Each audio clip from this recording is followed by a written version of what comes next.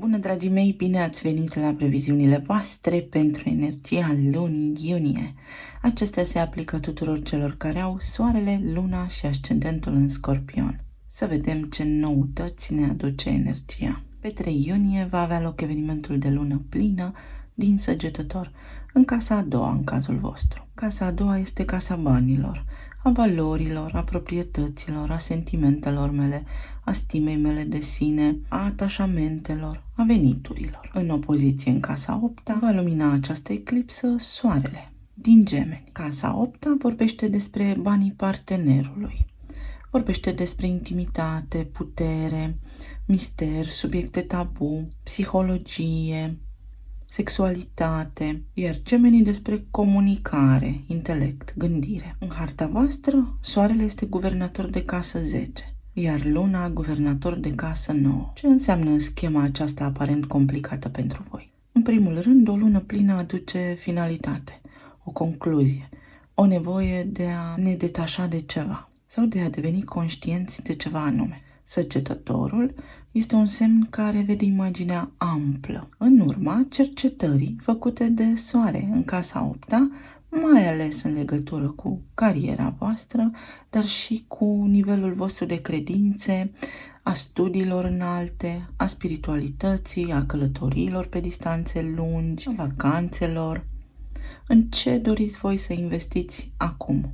Această lunație poate aduce acum ceva ce are legătură cu casa a doua, o finalitate la nivel de banii mei, poate trec la următorul nivel. Am niște bani strânși, am niște economii și doresc să îi investesc pe termen lung pentru că mi-am făcut temele, pentru că vreau să mă extind. Ceva ce vreau neapărat să fac sau să cumpăr ceva ce neapărat îmi doresc. Pentru alții dintre voi puteți ajunge la concluzia că modalitatea în care vă câștigați banii nu este cea potrivită pentru voi și să doriți să faceți o schimbare.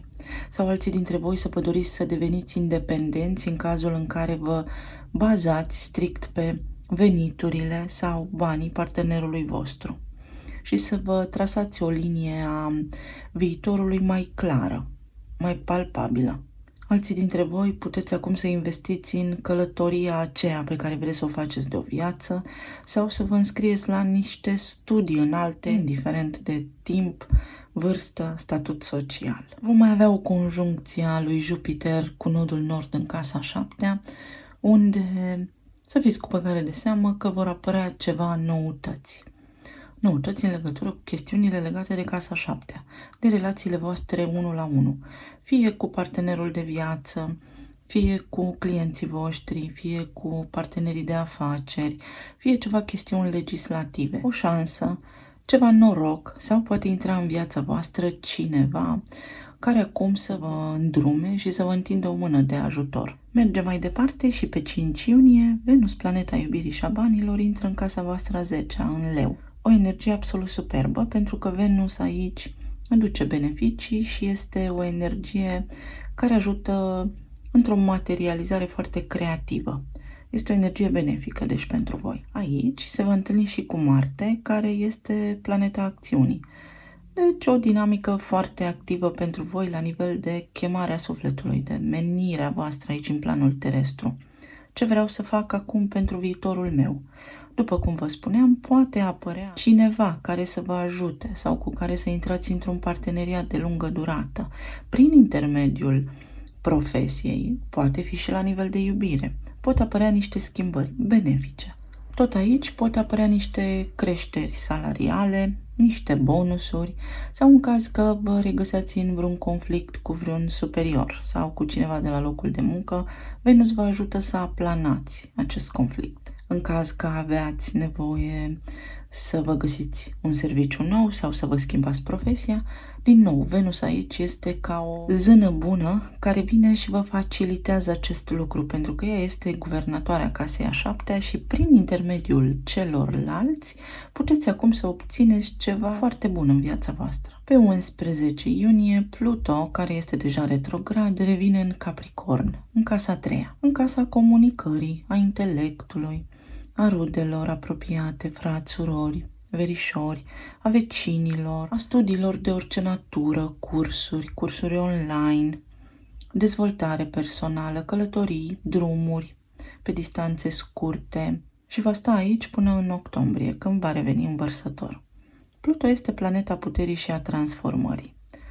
În Capricorn, care este liderul, administratorul, deține controlul, își asumă responsabilitatea. Pluto aici revine pentru a încheia lucrurile lăsate în aer. Dacă încă nu ți-e clar cum comunici cu rudele apropiate, cu cei care te înconjoară în mediul tău apropiat, pe lângă casă, sau dacă ai vreo problemă cu aceștia, este momentul să spui tare și răspicat ce ai pe suflet. Sau acum poți să iei o hotărâre foarte importantă pentru viața ta, să începi ceva, să studiezi ceva, să pui mintea în funcțiune pentru a-ți stabili un viitor mai bun. Este vorba despre aspirații înalte, dar aici v-am spus că luna este guvernatoarea casei voastre a noua. Ceva ce aveți voi pe suflet, ceva profund psihologic aici se poate transforma. Pluto aduce intensitate. Dacă cumva aveați vreun conflict, să vedeți de ce emoție ascunsă este acolo. Vreți să vă relocați? Bun, acum Pluto vă dă șansa să vă relocați definitiv sau pe o distanță lungă în altă țară, pe alt continent și cum vă mai doriți voi. Puteți să vă reîntregiți familia în cazul în care voi erați într-o țară și persoanele voastre dragi în alta. Alții dintre voi veți deveni pur și simplu mai responsabili în comunicare. Tot pe 11 iunie, Mercur intră în Gemeni în casa 8-a.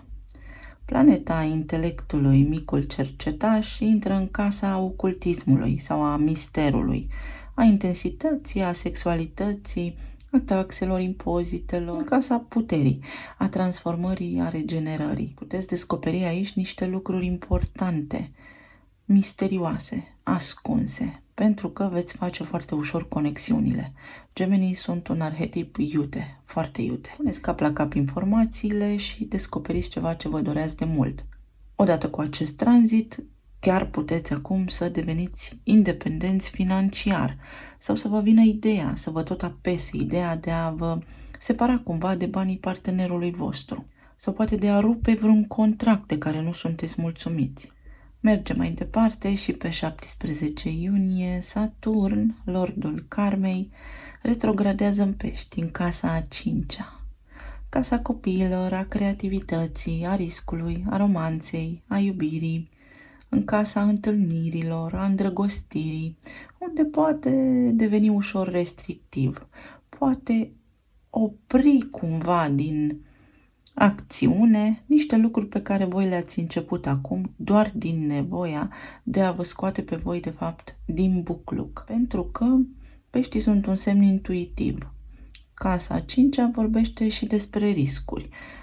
Fiind guvernați de Neptun, dar și de Jupiter, Peștii tind așa să se arunce, iar Saturn spune acum ești sigur că o perioadă de introspecție este oricând binevenită pentru a ne căpăta luciditatea mentală. Pentru că Peștii sunt un semn al sacrificiului, Saturn vă poate opri acum dintr-un sacrificiu în legătură cu copiii voștri sau prin copiii voștri, să îi ajutați sau poate copiii voștri au nevoie de ajutorul vostru acum și este bine să fiți cu băgare de seamă în această direcție. Tot aici poate apărea o mică criză de creativitate sau o ușoară stare de apatie. Totul este trecător, nu vă îngrijorați, pentru că aceasta este și casa bucuriei voastre, a lucrurilor care vă bucură pe voi. Și cu Saturn aici retrograd, parcă nu vă arde așa de distracție, deveniți un pic mai serioși, mai conservatori. Sau poate aveți mai multe cerințe și impuneți mai mult respect, iar acest lucru nu este deloc rău. Și la fix o zi după, pe 18 iunie, avem luna nouă din Gemeni, din nou casa a 8-a. Este o treabă serioasă pentru voi cu profunzimea și transformarea în această lună, pe semne că au rămas lucrurile aici neatinse sau poate nebăgate în seamă sau evitate. O lună nouă înseamnă noi intenții, un nou drum, noi gânduri, noi idei, în legătură cu comunicarea sau în legătură cu chestiunile legate de casa 8-a, de intimitate, de siguranța mea financiară, de taxele și impozitele mele, de contractele mele, parteneriatele mele semnate, de starea mea emoțională. Într-o casă a profunzimii și a psihologiei, o lună nouă cere schimbare, transformare. Puteți acum să vă doriți vindecare și liniște, pentru că o puteți căpăta. Puteți să vă găsiți cumva liniștea, să vă doriți să trageți niște concluzii care să fie bune de suflet pentru voi în această lună. Să vedem acum ce ne-a pregătit și energia cărților de tarot și a oracolului. Primul mesaj pentru voi este concentrare. Pluton, casa voastră a treia, iată, vă ajută să vă concentrați, să porniți pe o direcție a studiilor, a manifestării, a stabilității voastre, să deveniți practic un magician, stabil în viața voastră, stabil pe viața voastră, pe casa voastră, pe emoțiile voastre și pe trăirea voastră interioară. Acolo unde vă este gândul, vă va fi și energia. Iar Pluto vă spune, nu te mai gândi atât de mult la niște lucruri pe care s-ar putea să vrei să le controlezi. Lasă-le să fie. Poate aveți legătură aici cu un Capricorn pe care sunteți foarte concentrați, dar nu neapărat, sau pe chestiuni legate de administrarea treburilor de pe lângă casa voastră sau care pot avea legătură chiar și cu casa voastră. Și este bine să vă schimbați puțin perspectiva și să eliminați niște tipare vechi, niște gânduri vechi, niște credințe vechi. Să vedem acum care este binecuvântarea, ce anume vă va atrage atenția în iunie. Căsătoria, parteneriatul, relația de lungă durată, casa șaptea, prin conjuncția lui Jupiter cu nodul nord. Nodul nord înseamnă drumul nostru, calea noastră. Și în Taur spune că trebuie să fie una stabilă, că în permanență cumva caut stabilitatea, pentru că voi sunteți un semn al misterului. Voi sunteți detectivul, cel care descoperă în permanență sau care vede prin întuneric lumina. Și atunci puteți avea parte luna aceasta de lucruri pe care le descoperiți în legătură cu partenerul vostru, cu finanțele sale sau cu voi înșivă și cu dorințele voastre interioare cele mai profunde. Ce lună vă este vouă aici bună sau ce arhetipuri? Iunie, Gemeni, Racul, Capricornul și Săgetătorul. Și iată cum întreaga schema lucrurilor vorbește, pentru că avem luna nouă, Mercur în Gemeni, Soare în Gemeni în casa 8, în casa intensității, a transformării, unde este necesar să schimbați ceva pentru a nu vă epuiza pe voi energetic, să opriți un tipar. Apoi aveți Pluton Capricorn, care spune puțină grijă la cum comunici, pentru că s-ar putea tu să fii mai intens decât ceilalți și ceilalți să nu te înțeleagă. Scorpionul îți place sau nu? Cu Scorpionul ca arhetip nu este cale de mijloc, atrage sau respinge. Și să nu intrați în vreo altercație pe care ulterior să o regretați. Tocmai de aceea veți avea lună plină în Săgetător în casa a doua, lună nouă în casa a opta. Ceva legat de stabilitate, de atașamentele mele, poate descoperiți că sunteți prea atașați și este momentul să aveți puțin mai multă grijă de voi. Mai departe, să vedem. Dealurile. Obstacole pe care le poți depăși. Sunteți pe un drum care vă va aduce foarte multe satisfacții personale, dar un drum pe care odată ce îl terminați de parcurs va fi pentru eternitate. Sau poate aveți provocări aici cu partenerul la nivel financiar și trebuie să luați acum o decizie și este important să vă concentrați pe aceste lucruri. Ananasul, o reconciliere, vă dă cineva bătăi de cap și posibil să fie avut parte de o interacțiune de genul ping-pong de la mine la tine și atunci să găsiți în această lună un pic de liniște, Vaza, un admirator secret. Da, puteți descoperi cu toată energia casei a 8-a că aveți un admirator secret. Ce interesant. Sau poate descoperiți că partenerul vostru are un admirator secret și acest lucru este posibil. Sau ați descoperit deja și acum nu știți cum să acționați.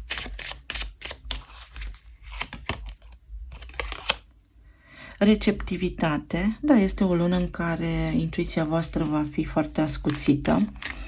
Unii dintre voi veți fi văzuți, auziți prin Pluton în casa 3 în Capricorn. Vocea voastră va fi cu desăvârșire auzită de parteneri sau de partenerul vostru, de soțul, soția, iubitul, iubita, cineva cu care sunteți într-o relație de lungă durată. Intuiția, pentru că am spus, a și ieșit. Intuiția vă va purta pe drumul acesta, aveți încredere în voi și în sufletul vostru pentru că vă arată calea.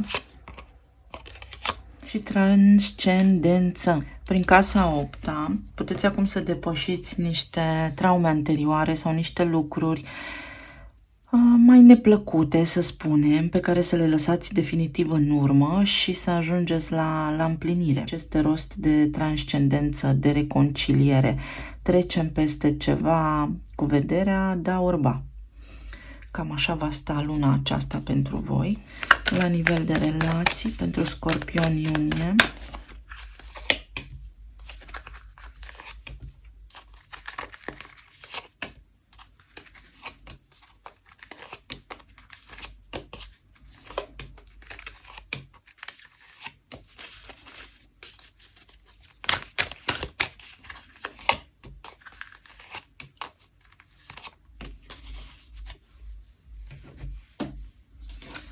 La relații, 8 de bâte, luna, 10 de bâte și 2 de bâte.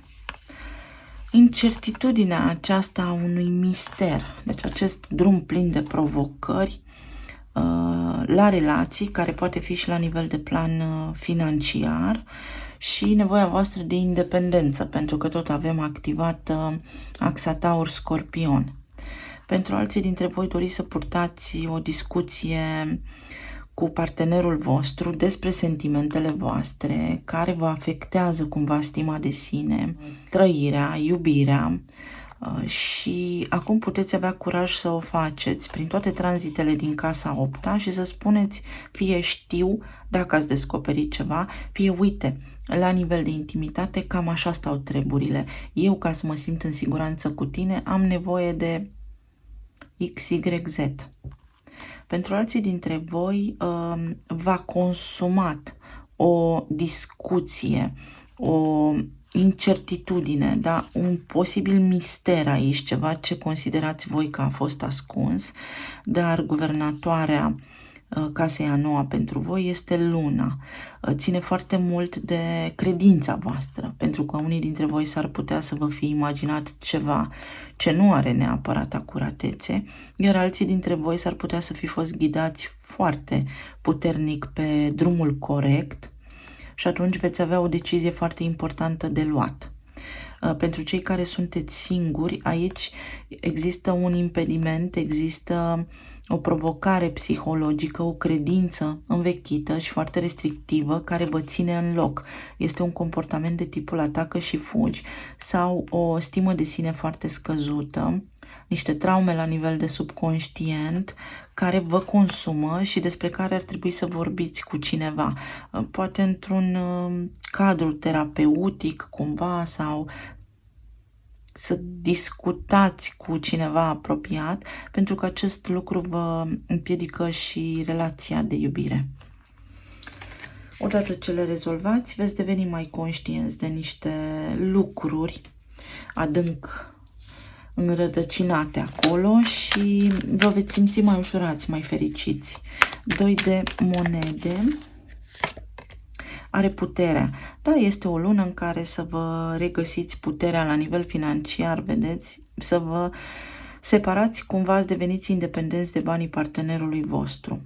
Iar aici, la nivel de chestiuni pe care voi le balansați în legătură cu să spun, să nu spun, sau am descoperit, nu am descoperit, este adevărat sau nu este adevărat, va ține fix de chestiunea va ține fix de voința voastră interioară și de modul în care voi reușiți să vă stăpâniți sau nu emoțiile și mintea.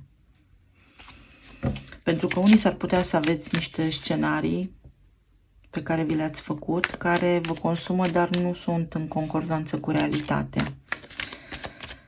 Luna are regele de spade.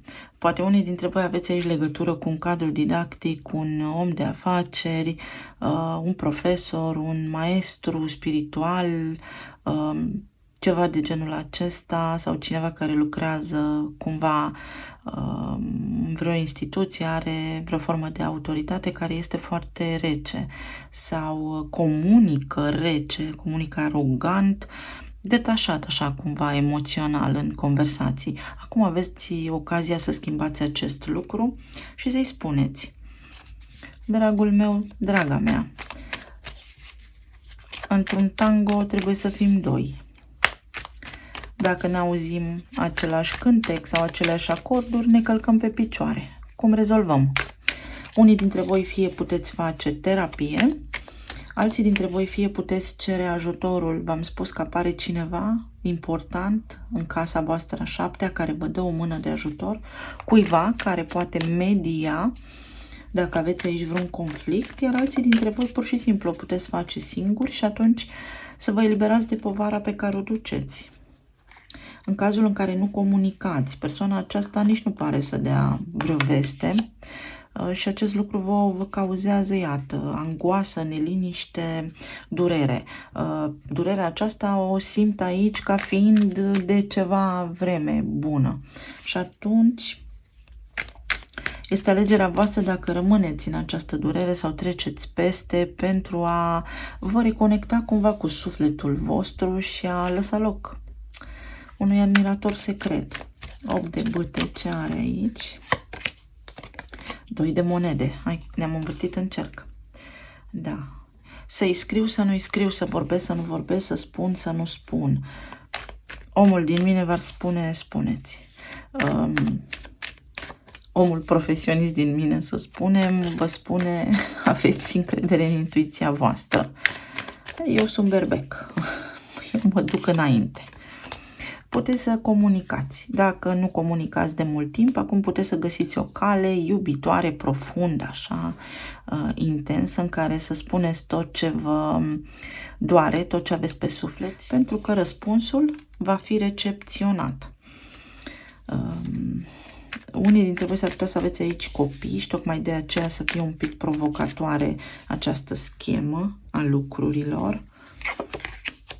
6 de spade, iar alții dintre voi căutați o cale să evadați, să plecați de tot. Tocmai de aceea vă faceți un plan de rezervă la nivel financiar, iar pentru alții dintre voi 6 de spade vine cu vindecare, vine cu iertare, cu iertare. Luna nouă din Gemeni va veni cu iertare. Încă o dată luna. Este foarte multă activitate mentală pentru voi aici, dar este la nivelul acesta misterios, scorpionic, profund, așa, nu puteți trece peste, este o energie fixă și este alegerea voastră ce doriți să păstrați în câmpul vostru, pentru că unde vă țineți atenția, acolo vi se duce și energia. Hrăniți un egregor al durerii și de acolo, dacă nu schimbați vibrația, discuția, gândurile, nu puteți obține altceva decât același lucru în continuare. Vedeți? Eu le scot că e important. Voi trebuie să vedeți, să vă convingeți. 5 de cupe, aici este nevoie de o acceptare. O acceptare a unor lucruri. Stadiul doliului. Trebuie să accept. Și apoi apare implicit schimbarea. Și în voi și în partenerul vostru este o durere, să știți. Atât că nu comunicați despre ea. Pajul de monede, cineva va face un prim pas, poate copiii voștri, sau poate aici vă deranjează, vă doare că nu puteți comunica cu copiii voștri, sunteți necăjiți în vreo privință pentru ei. Deși este pentru zona de relații, și alegerea despre care vă vorbeam, care are legătură cu dragostea voastră, cu relația voastră de iubire, care vă poate duce de la agonie la extaz sau de la extaz la agonie. 6 de spade, veți găsi o soluție. Răspunsul la etalarea pentru relații este 6 de spade.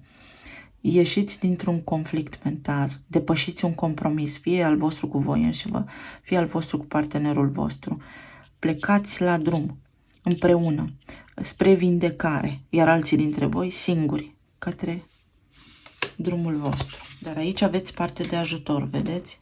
Apare cineva în discuție aici care vă ajută, vă dă o mână de ajutor. Ia să vedem ce vă macină aici, așa tare. Ce macină, ce doare.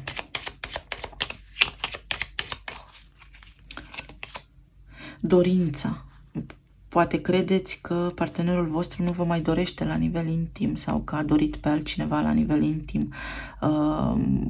Poate doar credeți sau poate chiar a făcut-o pentru unii dintre voi, iar alții dintre voi doriți foarte mult pe cineva, dar să știți că sunteți cu spatele la voi înșivă. Nu este clar că ceea ce doriți este real. S-ar putea să fie și aici o mică iluzie. Și pierdere. Unii dintre voi nu aveți ce v-ați dorit sau cu o pierdere a banilor partenerului vostru. Să descoperiți acum că poate, nu știu, partenerul vostru are ceva datorii și atunci acest lucru să vă macine puțin. Căsătoria. Da, ceva legat de partenerul vostru vă macină, dar după cum spuneam, unii dintre voi veți bate palma, vă veți lua de mână și veți trece împreună prin asta, iar alții dintre voi veți spune vehement nu cu Pluto acolo în Capricorn. Sau în caz că nu vă doriți, este bine să vă controlați, că nu vă doriți să plecați. La nivel de plan material, uite-l pe partener.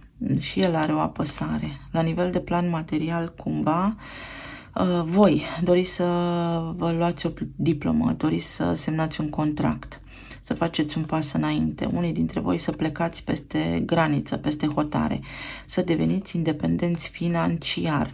Alții dintre voi, v-am spus, cunoașteți pe cineva, mai ales o energie feminină, fiind vorba despre Venus, cu care puteți crea acum un parteneriat, ceva ce nu știți, ceva ce va fi bun, de bun augur. Apele aici sunt calme, o șansă foarte bună să vă afirmați cumva și va fi nevoie să fiți foarte înțelepți, să vă puneți în practică studiile, înțelepciunea, istețimea, inteligența. Ce face regele de spade aici?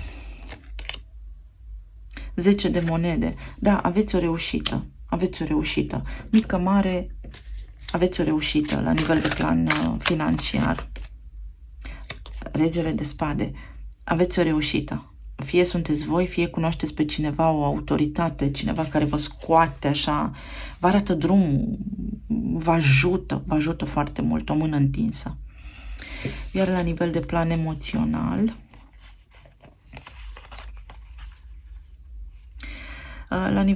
emoțional, unii dintre voi doriți să ieșiți dintr-o relație și nu știți cum să spuneți asta partenerului vostru.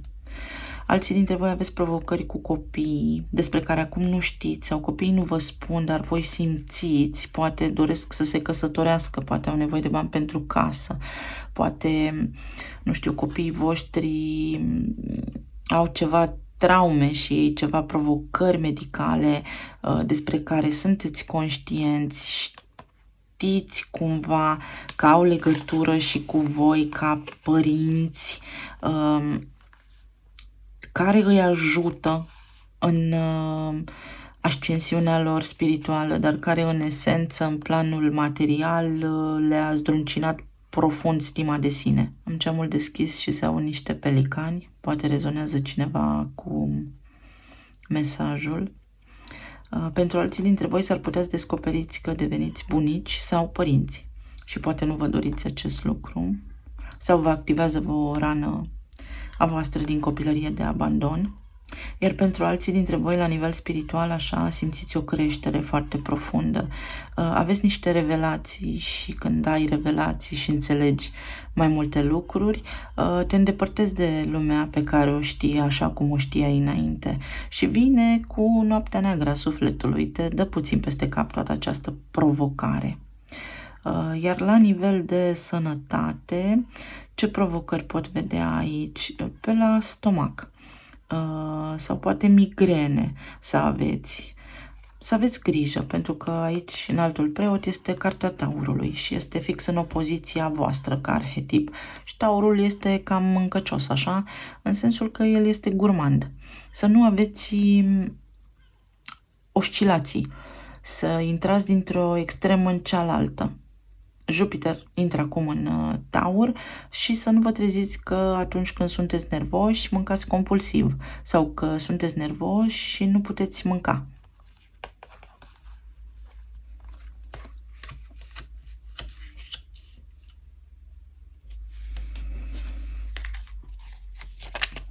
Deci este 5 de monede aici.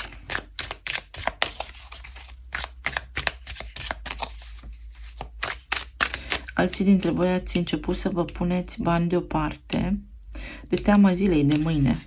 Pe de o parte este foarte bine, dar trauma din spate este de dezvăluit, de înțeles, de integrat. Cinciul de monede are justiția. Unii dintre voi vreți să faceți un pas înainte, poate chiar și un divorț, și vă este teamă să fiți pe cont propriu. Vă înspăimântă gândul chiar. Iar pentru alții dintre voi, ieșiți din această stare de singurătate, de lipsă, deși nu știți acum. A fost o lecție aici ce ați experimentat voi acolo și veți trece dintr-o stare de agonie către extaz. Avem aici alegerea și veți avea o lună foarte bună. Se schimbă ceva la nivel de relații, care este în esență o binecuvântare. Împărăteasa, care este în esență o binecuvântare, pentru că meritați, pentru că Venus în casa 10-a vă aduce susținere, vă ajută și pregătește viitorul, vă pregătește viitorul. În Leu. Leul este o energie ușor dramatică, dar puternică, nobilă. Soarele, depășiți ce provocări aveți voi, dar vă este testată aici intuiția, pentru că sunteți un semn foarte intuitiv și pentru că este neapărat nevoie să vă cunoașteți. Autocunoașterea vindecă. Și vă vorbesc din experiență, eu am Mercur în casa 8-a, în casa Scorpionului și știu și partea mai trăznită. Nu ai cum să ajungi la lumină fără întuneric și nici la întuneric fără lumină, pentru că fără unul sau fără celălalt, sau fără una sau fără cealaltă oricum s-ar disipa. Adică una o înghite pe cealaltă dacă nu rămâi în armonie. Nu este bine nici așa, nici așa. Centrat. Drumul este când așa, când așa, când așa, când așa. Dar cumva, când devii înțelept, treci peste și devii observator. Talismanele.